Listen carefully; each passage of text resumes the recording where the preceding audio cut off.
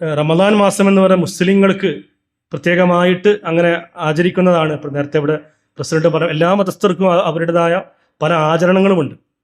അവിടെ വിശുദ്ധ റമദാനിൽ മുസ്ലിം എന്ന പദം തന്നെ അനുസരണയുള്ളവെന്നുള്ളതാണ്. അനുസരിക്കുന്നവൻ എന്നാണല്ലോ മുസ്ലിം എന്ന പദത്തിൻ്റെ അറബിയിലുള്ള ആ പദത്തിൻ്റെ അർത്ഥം. അപ്പോൾ അനുസരണയാണ്, സമർപ്പണമാണ്, വിധേയത്വമാണ് ഈ മാസത്തിൽ നമ്മൾ ശീലമാക്കേണ്ടത്. ആ ശീലമാണ് പിന്നീട് മറ്റുള്ള മാസങ്ങളിലേക്ക്, ശിഷ്ടജീവിതത്തിലേക്ക് നമ്മൾ അനുവർത്തിക്കേണ്ടതും. ഉദരത്തിലേക്കുള്ള വ്രതം മാത്രമല്ല, അധരത്തിലും വ്രതം വേണം, കരങ്ങളിൽ വ്രതം വേണം, കാലുകളിൽ വ്രതം വേണം, നമ്മുടെ ശരീരത്തിൽ മൊത്തം വ്രതം വേണം. അല്ലാതെ വെറും പിന്നെ രാവിലെ മുതൽ വൈകുന്നേരം വരെ അത്താഴ പട്ടിണി കിടന്നിട്ട് അത് മാത്രമാണ് നോമ്പ് എന്നുള്ള ധാരണ, മിഥ്യാധാരണ തെറ്റാണെന്ന് എല്ലാവർക്കും അറിയാലോ. ആ ഉദ്ദേശം തന്നെയാണ് റമദാൻ കൊണ്ട് ഉദ്ദേശിക്കുന്നത്. ഒരു മുസ്ലിമിനെ സംബന്ധിച്ചിടത്തോളം അങ്ങനെ തന്നെയാണ്. ഈ സദസ്സ് തന്നെ ഇപ്പം നമ്മളിപ്പോൾ ഇവിടെ തിന്ന് പിരിയണതിന് പകരം അങ്ങനെ കൂടിയത് തന്നെ ഈ സദസ്സിന്റെ പ്രത്യേകത കൊണ്ടാണ്. അള്ളാഹുവിന്റെ ഹബീബ് മുത്ത് മുഹമ്മദ് മുസ്തഫ സല്ലല്ലാഹു അലൈഹി വസല്ലം തങ്ങൾ പറഞ്ഞിട്ടുണ്ട്, ദുനിയാവിൽ 2 സ്വർഗത്തിന്റെ പൂങ്കാവനങ്ങൾ ഉണ്ട് എന്ന്. 2 പൂങ്കാവനങ്ങളുണ്ട് സ്വർഗത്തിന്റെ. അതൊന്ന് മാബൈന ബൈത്തി മിമ്പരി റൗളത്തിൻ മിൻ റിയാദിൽ ജന്ന എന്ന പരിശുദ്ധമായ മദീനത്തുൽ മുനവ്വറയിലെ പച്ചക്കുപ്പക്ക് താഴെയുള്ള റൗള ഷരീഫാണ്. മറ്റൊന്ന് ഇതാണ്. കാരണം ഇൽമിന്റെ സദസ്സാണ് മറ്റൊരു സ്വർഗത്തിലെ പൂന്തോപ്പ് എന്നാണ് പുണ്യ ഹബീബ് മുഹമ്മദ് മുസ്തഫ സല്ലല്ലാഹു അലൈഹി വസല്ലം പറഞ്ഞിട്ടുണ്ട്. അപ്പൊ ഇവിടെ സംസാരിക്കുന്നത് ആരായാലും നമ്മളിവിടെ കൂടിയിട്ടുള്ളത് ആ ഒരു നന്മോദ്ദേശത്തോട് കൂടിയിട്ടാണ് എങ്കിൽ തീർച്ചയായിട്ടും ഇതും സ്വർഗത്തിലെ പൂന്തോപ്പായിട്ട് പരിണമിക്കേണ്ടതാണ് എന്ന ആ ഒരു ആത്മീയമായ വ്രതശുദ്ധിയോട് കൂടിയിട്ട് തന്നെയാണ് നമ്മളെല്ലാവരും ഇവിടെ സന്നിഹിതരായിരിക്കുന്നത്. ഈ മാസത്തിൽ നമുക്കറിയാം ഒരുപാട് ബോണസുകളുള്ള മാസമാണ്. ലൈലത്തുൽ ഖദ്റുള്ള മാസമാണ്. അത് ഒരു പ്രത്യേകമായ ബോണസാണ്. 1000 മാസങ്ങളെക്കാൾ കൂടുതൽ പുണ്യമുള്ള ഒരുപാട് മെച്ചമുള്ള നേട്ടമുള്ള ഒരു ദിവസമാണ്, ഒരു രാത്രിയാണ്. അപ്പം അങ്ങനെയുള്ള ആ ലൈലത്തുൽ ഖദ്ർ തന്നെ ഖുർആൻ അവതരിച്ചത് കൊണ്ട് ഉണ്ടായതാണല്ലോ. ഖുർആൻ പക്ഷേ മനുഷ്യരാശിക്ക് അവതരിക്കുന്നുവെങ്കിലും മുഹമ്മദ് മുസ്തഫ സല്ലല്ലാഹു അലൈഹി വസല്ലം തങ്ങൾക്ക് കൈമാറ്റം ചെയ്യപ്പെട്ടത് അതുകൊണ്ടാണ് ലൈലത്തുൽ ഖദ്ർ വരുന്നത്. എന്ന് പറഞ്ഞാൽ പ്രവാചകനോടുള്ള ഹുബ്ബ് റസൂലാണ് ഇതിലൊക്കെ പ്രതിഫലിക്കുന്നത് എന്ന് പറയാം. ഇപ്പൊ ലോകത്താകമാനം യുദ്ധഭീതിയിലാണല്ലോ. നമ്മളിപ്പോ റമദാൻ ആരംഭിക്കുമ്പോൾ ഉള്ള മാനസികാവസ്ഥയിലല്ല നമ്മൾ ആരും ഇരിക്കുന്നത്.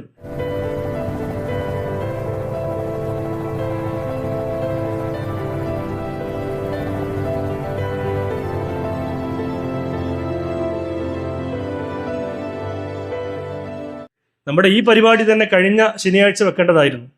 അത് നീട്ടിവെക്കാനും കാരണം അത് തന്നെയായിരുന്നു.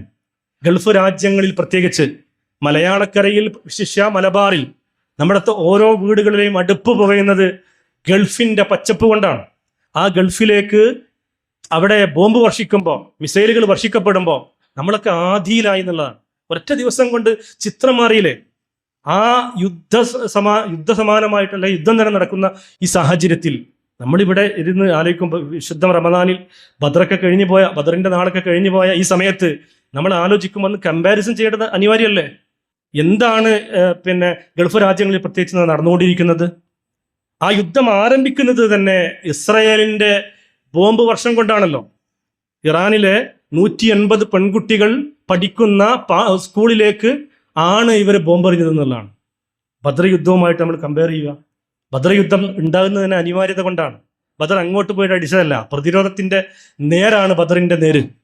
അവിടെ അബൂ സുഫിയാനും അബൂജഹലും അടങ്ങുന്ന ഖുറൈശി പടക്ക് എതിരെ പുണ്യ റസൂൽ സല്ലല്ലാഹു അലൈഹി വസല്ലം തങ്ങളുടെ 313 അംഗ സംഘം വന്ന് പടവെട്ടുന്നത് പ്രതിരോധത്തിന്റെ പാതയിലാണ്.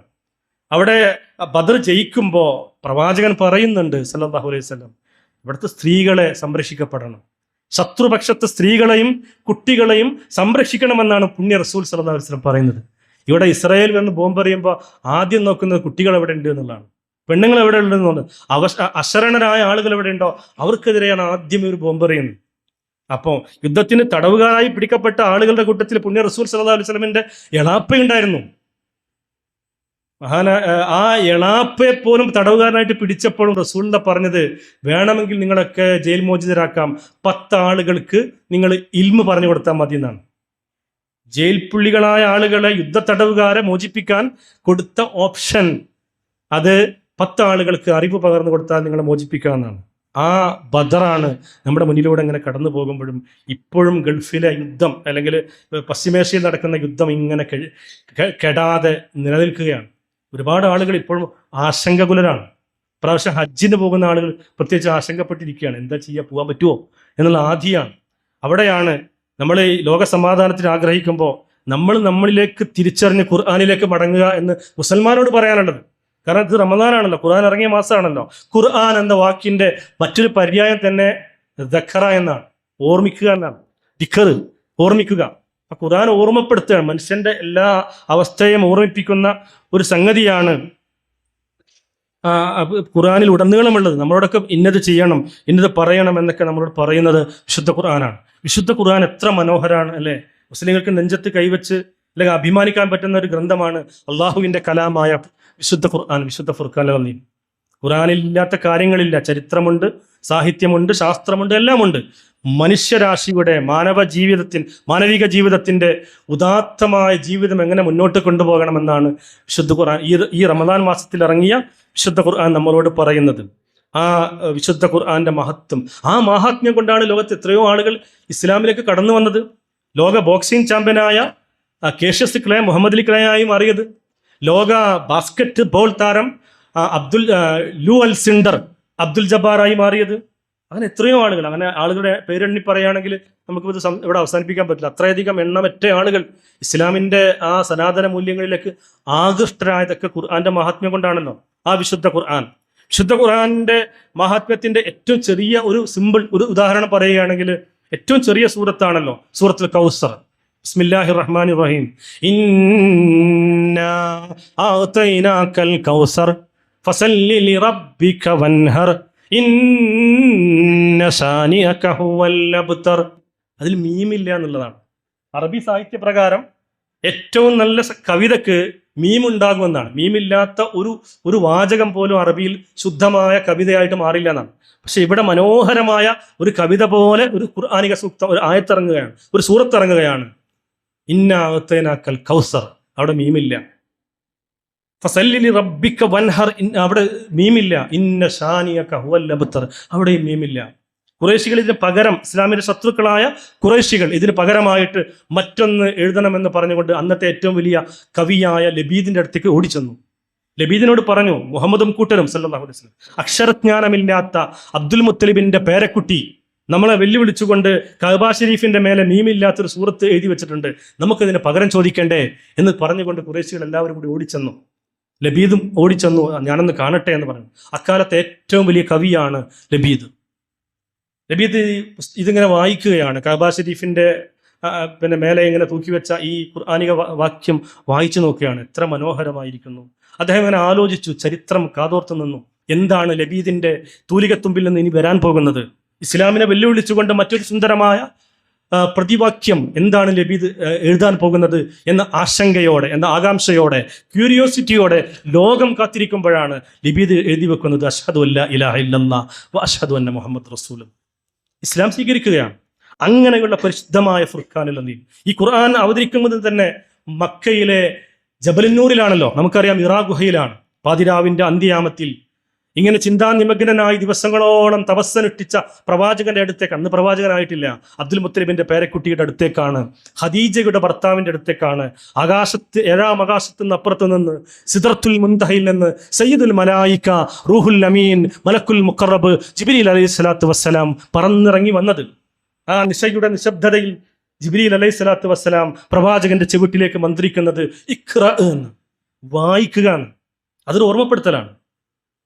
അക്ഷരജ്ഞാനമില്ലാത്ത ഒരാളാണ് വായിക്കാൻ പറയണം. മാക്കാരിക, എനിക്ക് വായിക്കാൻ അറിയില്ല എന്ന് നിഷ്കളങ്കതയോടെ, നിഷ്കപടതയോടെ പ്രവാചകൻ പറഞ്ഞപ്പോൾ സല്ലല്ലാഹു അലൈഹി വസല്ലം ജിബ്രീൽ അലൈഹി സ്വലാത്തു വസ്സലാം ചിറകുകൾ കൊണ്ട് ചേർത്ത് പിടിച്ച്, ഒരു വേള വേദനിക്കുമാർ തന്നെ, എല്ലുകൾ നുറുങ്ങുമാർ തന്നെ വേദനിക്കുമാർ ചേർത്ത് പിടിച്ചുകൊണ്ട് ഇഖ്റ ബിസ്മി റബ്ബിക്കല്ലദീ ഖലഖ് ഖലഖൽ ഇൻസാന മിൻ അലഖ്, നിന്നെ സൃഷ്ടിച്ച നാഥന്റെ നാമത്തിൽ നീ വായിക്കുക എന്ന് ജിബ്രീൽ അലൈഹി സ്വലാത്തു വസ്സലാം പറയുകയാണ്. അവിടെ പറയുന്നത് ഖലഖൽ ഇൻസാൻ എന്നാണ്. ഇൻസാൻ, മനുഷ്യന് ഒരുപാട് പദങ്ങൾ, പര്യായങ്ങൾ അറബിയിലുണ്ട് മനുഷ്യൻ എന്ന വാക്കിന്. പക്ഷെ ഇവിടെ പറയുന്ന ആദ്യത്തെ സൂറത്തിൽ പറയുന്നത്, ആദ്യമായി ഇറാ ഗുഹയിലേക്ക് വന്നുകൊണ്ട് ജിബ്രീൽ പറയുന്നത്, അള്ളാഹുവിന്റെ വഹിയുമായി എത്തിയിട്ട് പറയുന്നത് ഇൻസാൻ എന്നാണ്. മനുഷ്യനെ പറയുന്നത് ഇൻസാൻ എന്ന വാക്കുകൊണ്ടാണ്. ഇൻസ എന്ന വാക്കിന്റെ അർത്ഥം ഗൾഫിൽ പോയവർക്കൊക്കെ അറിയാം, മറവിക്കാരൻ എന്ന്, മറക്കുക എന്ന്. ഇൻസ അല്ല, ഇൻസ ഞാൻ മറന്നുപോയി. എന്റെ വിവാഹം എനിക്കൊപ്പം ഫാമിലി കണ്ട സ്വപ്നം. എന്റെ ഇഷ്ടങ്ങൾ എന്റെ ഫാമിലിക്ക് അറിയാം. ഫാമിലി വെഡിങ് സെന്റർ അല്ലേ? അതാണ് ഇൻസ. അവിടെ ഇൻസാൻ എന്ന, മറവിക്കാരൻ എന്ന വാക്കാണ് ഖുർആൻ ഉപയോഗിക്കുന്നത്. എന്ന് പറഞ്ഞാൽ നിന്നെ സൃഷ്ടിച്ച നാഥന്റെ നാമത്തിൽ മറവിക്കാരനായ മനുഷ്യ നീ വായിക്കുക എന്നാണ്, ഓർക്കുക എന്നാണ് ഖുർആന്റെ മറ്റൊരു വാക്ക്, മറ്റൊരു പര്യായം. അപ്പോൾ ഓർക്കുക, മറവിക്കാരനെ ഓർമ്മിപ്പിക്കുന്നതാണ് ഈ റമദാൻ അടക്കമല്ലോ. ഞാൻ എൻ്റെ വാക്കുകൾ 6:20 നിർത്തണമല്ലോ, അതുകൊണ്ട് ക്യാപ്സ്യൂളായിട്ട് പറഞ്ഞ് അവസാനിപ്പിക്കുക. ഓർക്കുക, നമ്മളെല്ലാ കാര്യങ്ങളും അങ്ങനെ തന്നെയാണ്, എല്ലാ ഇബാദത്തുകളും. ഇവിടെ പ്രസിഡന്റ് സൂചിപ്പിച്ച പോലെ നമസ്കാരം അതൊരു ഇബാദത്താണ്. പക്ഷെ നമസ്കാരം എന്ന് പറയുന്നത് വെറുതെ കൈ കെട്ടിയിട്ട് നിസ്കരിച്ച് കുമ്പിട്ടിട്ട് എഡിറ്റ് പോലല്ലോ. അതിന് നമസ്കാരത്തിനൊരു ആത്മാവുണ്ട്.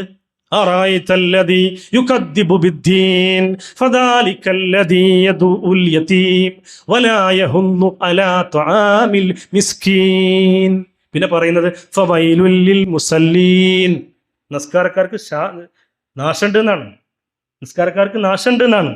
അപ്പം യഥാർത്ഥത്തിലുള്ള നിസ്കരിക്കാത്തവന് നാശം തന്നെയാണ്, യഥാർത്ഥത്തിലുള്ള നോമ്പ് നോക്കാത്തവനും നാശം. അതുകൊണ്ടാണ് നമ്മൾ ആ നോമ്പിന്റെ പവിത്രത ആലോചിച്ചിട്ട് ഇവിടെ ഇങ്ങനെ സദസ്സ് വെച്ചിട്ടുള്ളത്. ഇത് തിന്ന് പിരിയാനുള്ളതല്ല, ഇവിടെ ഓർത്ത് പിരിയാനുള്ളതാണ്. നമ്മുടെ ആത്മീയമായ നമ്മുടെ മനസ്സുകളെ പരിതപിപ്പിക്കാനുള്ള, ജാജ്വല്യമാനമായി നമ്മുടെ മനസ്സുകളെ പരിവർത്തിപ്പിക്കാനുള്ള ഒരു സംഗതി കൂടിയാണ് നോമ്പുതുറ എന്നുള്ള ഓർമ്മയിൽ തന്നെയാണ് മിഹ്സ ഇങ്ങനെ ഒരു ചടങ്ങ് കൂടി വെച്ചിട്ടുള്ളത്. അപ്പോൾ നമ്മുടെ നമസ്കാരം അങ്ങനെയാണ്, നോമ്പ് അങ്ങനെയാണ്, ഹജ്ജും അങ്ങനെയാണ്. ഹജ്ജിലെ ഏറ്റവും വലിയ സംഗതി വെച്ചാൽ ഹജ്ജ് ഇങ്ങനെ പോയി വരുമ്പോൾ ഹജ്ജാവോ? ഇല്ല. ഒരു ഹാജി ഹജ്ജ് ചെയ്ത് തിരിച്ചു വരുമ്പോൾ അയാൾ ഹാജി ആകണമെങ്കിൽ വിശുദ്ധ ഖുർആൻ പറയുന്നത് അൽ ഹജ്ജു അശ്ഹുറും മഅലൂമാത് ഫമൻ ഫറള ഫീഹിന്നൽ ഹജ്ജ ഫലാ റഫസ വലാ ഫുസൂക വലാ ജിദാല ഫിൽ ഹജ്ജ് എന്നാണ്. ഹജ്ജ് മാസങ്ങളുടെ ഇബാദത്താണ് എന്ന് പറഞ്ഞിട്ട് ഖുർആൻ പറയുന്നത് ഹജ്ജിൽ ബാക്കി കാര്യങ്ങളൊക്കെ ഞാൻ വിടുകയാണ്. ഹജ്ജിൽ ഫുസൂക്ക് പാടില്ല, ഫസാദ് ഒന്നും പാടില്ല.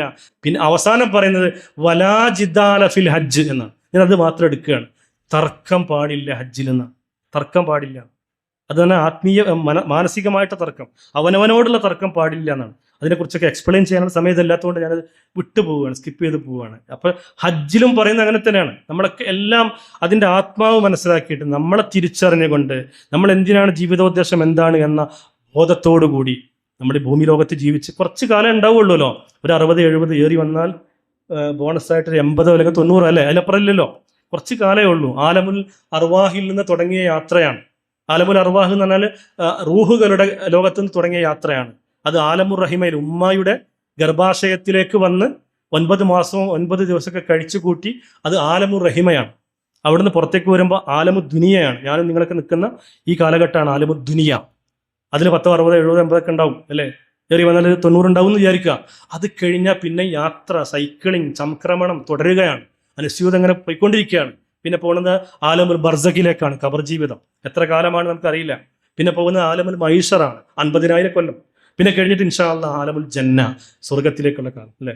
അങ്ങനെ ഇതിങ്ങനെ തുടർന്നുകൊണ്ടേ ഇരിക്കുകയാണ്. ഈ തുടർന്നുകൊണ്ടിരിക്കുന്ന മനുഷ്യന്റെ ജീവിത സംക്രമണത്തിലെ നമ്മുടെ കുറഞ്ഞ ഹ്രസ്വമായ നശ്വരമായ ദുനിയാവിലെ കാര്യങ്ങൾ നമ്മൾ ഓർമ്മിച്ചുകൊണ്ട് ചെയ്യുവാനുള്ള ആ ഒരു സംഗതി തന്നെയാണ് ഇവിടെ നമ്മൾ റമദാനായാലും മറ്റ് ഇബാദത്തുകളായാലും ഹജ്ജായാലും സക്കാത്തായാലും ഒക്കെ.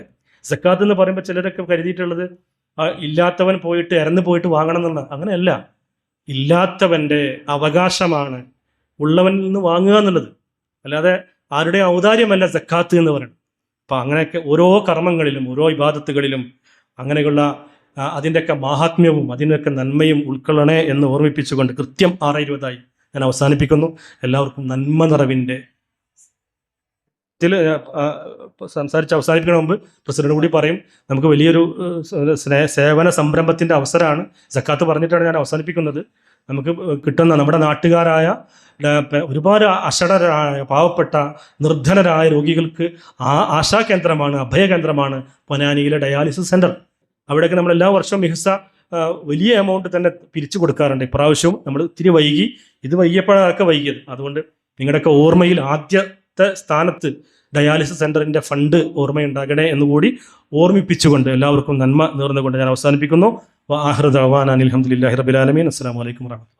വർഷങ്ങളുടെ പ്രവർത്തന പാരമ്പര്യമുള്ള ജിഗാർഡ് അക്വ സൊല്യൂഷൻ ആധുനിക സൗകര്യത്തോടെയുള്ള സർവീസ് സെന്റർ, എല്ലാ വീടുകളിലേക്കും സ്ഥാപനങ്ങളിലേക്കും ആവശ്യമായ വിവിധതരം വാട്ടർ ഫിൽറ്ററുകൾ, സോളാർ എനർജി സിസ്റ്റം, കറന്റ് ഉപയോഗം 60% കുറയ്ക്കുന്ന BLDC ഇലക്ട്രിക് ഉപകരണങ്ങൾ, CCTV ക്യാമറ സിസ്റ്റം തുടങ്ങിയ ഉപകരണങ്ങൾ ജിഗാർഡിൽ ലഭ്യമാണ്. നിങ്ങളുടെ ഫിൽറ്റർ ഏതുമാകട്ടെ, മികച്ച ടെക്നീഷ്യന്മാരുടെ ഉത്തരവാദിത്തത്തോടെ ജിഗാർഡ് സർവീസ് ചെയ്തു കൊടുക്കുന്നു. അലങ്കാന സമീപം, CV റോഡ്, പൊന്നാനി.